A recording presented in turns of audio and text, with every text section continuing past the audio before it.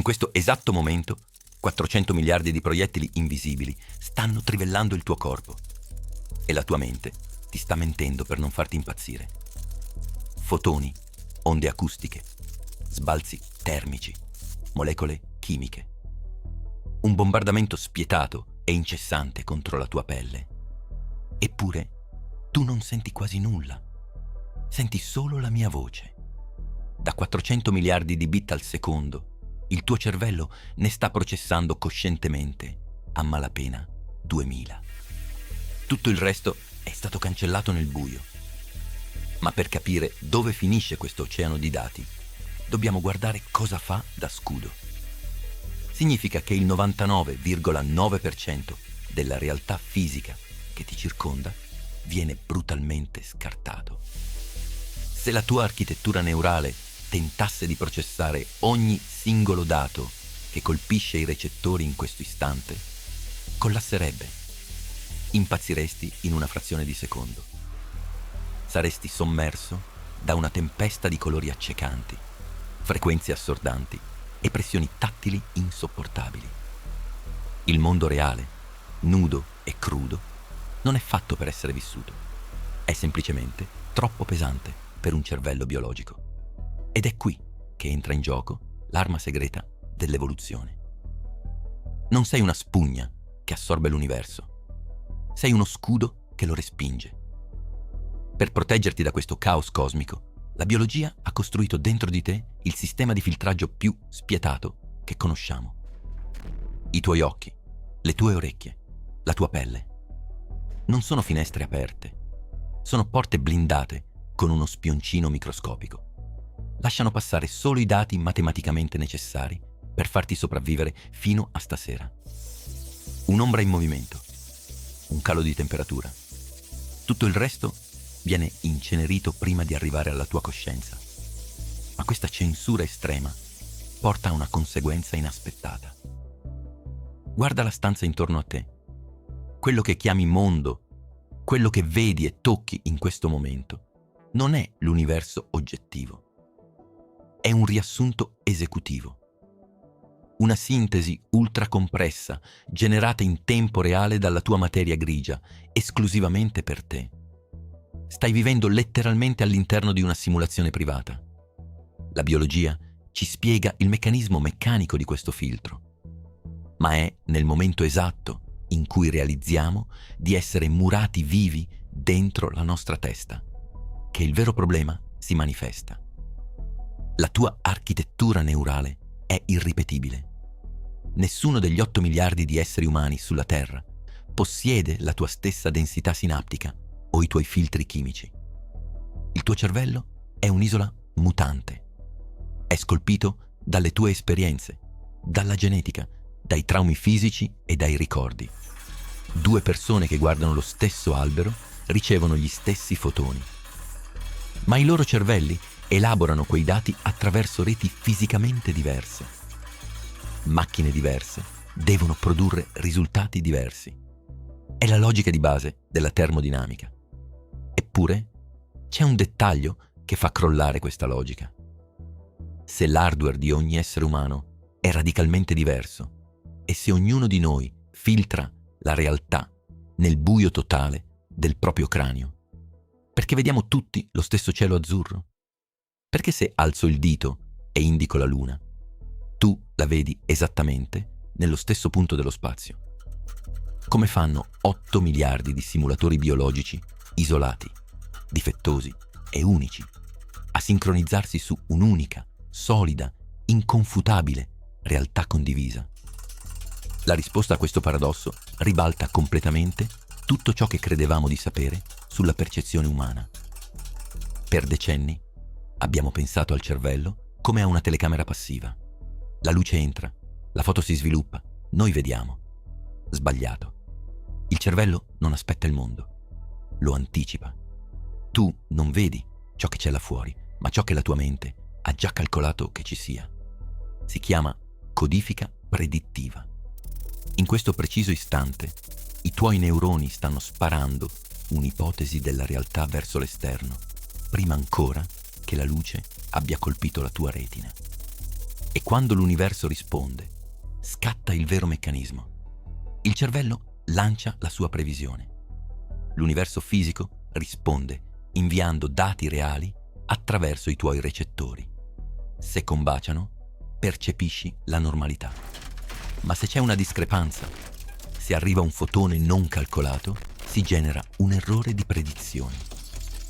È in quella frazione di millisecondo, in quel minuscolo scarto elettrico, che la realtà fisica sfonda la porta. Ti costringe ad aggiornare forzatamente il tuo modello interno del mondo. E c'è una forza brutale che si assicura che questi aggiornamenti siano uguali per tutti noi. Come facciamo ad avere le stesse previsioni di base? La fisica non fa sconti. La gravità tira verso il basso con un'accelerazione di 9,8 metri al secondo quadrato. Per te, per me, per chiunque. La luce viaggia dritta a 300.000 km al secondo. Il calore a 100 gradi disintegra le cellule. L'universo fisico è un maestro spietato. Per milioni di anni ha punito con la morte ogni singola architettura neurale che faceva previsioni sbagliate su queste leggi. E il risultato è scolpito nel nostro genoma. Se il cervello di un nostro antenato prevedeva che una roccia in caduta libera fosse innocua, i suoi geni sono finiti schiacciati sotto quella roccia. La realtà oggettiva ha agito come una pressa idraulica. Ha forzato miliardi di reti neurali diverse a convergere verso uno standard matematico comune. Non vediamo lo stesso mondo perché i nostri cervelli sono identici. Lo vediamo perché l'universo ha letteralmente eliminato chiunque percepisse un mondo diverso. Ma la fisica è solo il primo strato di questa illusione collettiva. C'è un livello ancora più denso. Noi non ci calibriamo solo con la gravità, ci sincronizziamo tra di noi.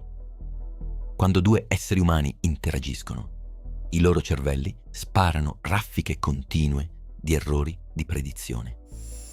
Linguaggio, movimenti oculari, postura. Costruiamo un ponte invisibile di dati grezzi. Il tuo cervello adatta le sue previsioni alle mie e io alle tue. Senza accorgercene, accordiamo i nostri modelli interni fino a vibrare sulla stessa frequenza. L'oggettività umana è solo l'accordo matematico di una folla. Ma questo accordo è estremamente fragile.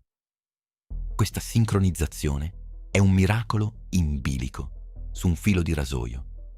Basta una molecola chimica fuori posto, un trauma o un microdanno neurologico per spezzare il patto. Quando il meccanismo predittivo si incanta, il cervello smette di ascoltare i sensi. Inizia ad accettare i propri errori di calcolo interni come realtà oggettiva. È l'istante in cui nascono le allucinazioni. Non sono falsi segnali dal mondo esterno. Sono le previsioni di una mente che ha perso per sempre l'ancoraggio con la fisica. La prova definitiva? Guardati intorno. Prendi l'esempio più banale. Il colore. I fisici lo sanno da un secolo. Fuori dalla tua testa il colore non esiste. Non ci sono cieli azzurri o foglie verdi. C'è solo radiazione elettromagnetica fredda e buia. Il verde è un'invenzione pura. È l'etichetta grafica che la tua architettura neurale incolla su una lunghezza d'onda di 540 nanometri. Chiamiamo verde quella foglia solo perché abbiamo ereditato lo stesso identico software di traduzione.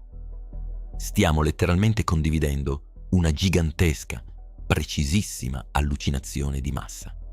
E qui molti cadono in trappola. È facile scivolare in un abisso filosofico e dedurre che, se tutto è filtrato, niente è reale. Che l'universo sia un ologramma vuoto, ma dobbiamo tracciare una linea di fuoco tra la speculazione e i fatti misurabili. La materia esiste indipendentemente da noi. L'albero cade, sposta fisicamente trilioni di molecole d'aria, genera un'onda di pressione reale, che ci sia o meno un timpano biologico pronto a tradurla in suono. Questa è termodinamica. E la termodinamica non ha bisogno del nostro permesso per funzionare. La radiazione cosmica di fondo viaggiava nel buio assoluto 13 miliardi di anni prima che si accendesse il primo neurone. La gravità curvava lo spazio-tempo molto prima che un occhio evolvesse per guardare le stelle. I nostri sensi sono limitati, certo, ma sono strumenti brutali, testati dall'evoluzione per navigare l'universo locale. L'illusione non è il mondo di roccia e gas là fuori. L'illusione è la presunzione di credere che la nostra comoda traduzione umana sia l'unica versione valida della realtà. E questo ci porta al capolavoro finale. La prossima volta che cammini in mezzo alla folla, fermati. Guarda i corpi intorno a te. Ognuno è sigillato in un cranio buio. Ognuno viene bombardato da una tempesta di radiazioni e onde di pressione. Ognuno esegue trilioni di calcoli sinaptici al secondo per dare un senso a quel rumore. Eppure non vi scontrate. Vi fermate allo stesso semaforo rosso. Calpestate lo stesso marciapiede di cemento. Esistete insieme nello stesso identico spazio matematico. È il trionfo assoluto della biologia. Questo mondo condiviso è la più maestosa opera di ingegneria mai tentata dalla natura. È un'interfaccia utente. Come i pixel sul tuo schermo nascondono l'elettronica complessa del processore, la nostra realtà nasconde il caos quantistico dell'universo. Ci permette di manipolare la materia senza impazzire davanti alla sua infinita e terrificante scala. Abbiamo barattato l'accesso alla verità oggettiva in cambio del potere di sopravvivere e soprattutto in cambio della capacità di trovarci nel buio e di capire di non essere soli. Ogni atomo di carbonio nel tuo corpo è stato fuso nel nucleo collassato di una stella morta miliardi di anni fa. Ora sei qui, su un frammento di roccia spaziale, a processare dati attraverso una manciata di cellule umide. Non sei uno spettatore che osserva il cosmo da fuori. Sei il cosmo stesso, che ha mutato forma per poter guardare i propri confini. E per farlo ha dovuto inventare la luce, il calore e il suono per non perdersi nel vuoto assoluto. L'universo non ha bisogno del blu del cielo per esistere. Eppure eccoti qui a dipingerlo ogni mattina. Io sono Renderium e questa era la tua realtà condivisa. Il viaggio non finisce qui. Qui dentro i limiti della percezione umana si sgretolano, rivelando l'architettura nuda del mondo. Se credi che queste cose debbano essere viste da più persone, iscriviti al canale. Ogni iscrizione è una voce in più per la scienza, per la meraviglia, per chi ancora non sa che la realtà è una costruzione così fragile e perfetta. Aiutami a rendere visibile l'invisibile.